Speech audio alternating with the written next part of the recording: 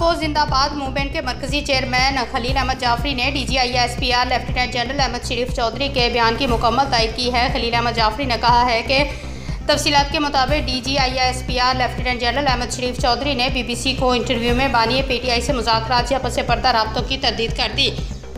DGISPR ने कहा कि पाकिस्तान की अफवाज को बराए मेहरबानी सियासत में मुलविस ना किया जाए। फ़ौज सियासी जमातों से बात करने में दिलचस्पी नहीं रखती।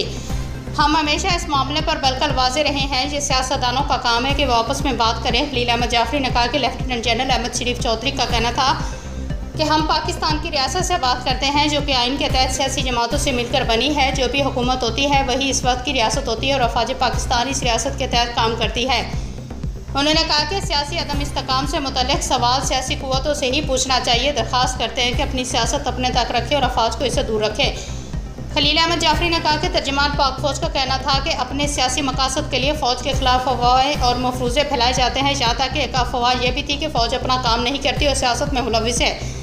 जब मौका हक आया तो क्या फ़ौज ने अपना काम किया या नहीं? क्या कौम को किसी पहलू में फ़ौज की कमी महसूस हुई? नहीं, बल्कि नहीं, हम अपने पेशा वराना जिम्मेदारियों पर मुकम्मल तवज्जो देते हैं। खलील अहमद जाफरी ने कहा कि लेफ्टिनेंट जनरल अहमद शरीफ ने वाज़ेह किया कि हमारी वाबस्तगी इलाक़ाई सालमियत, खुद मुख्तारी और आवाम के तहफ़्फ़ुज़ से है। यही वो काम है जो फ़ौज करती है। बगैर किसी सबूत के सियासी बुनियादों पर बनाए गए मफरूज़ों पर तवज्जो देने से इज्तनाब किया जाना चाहिए। उनका कहना था कि हम सिर्फ अंदरूनी तौर पर ही चट्टान की तरह मुतहद नहीं बल्कि बहैसियत कौम भी मुतहद हैं।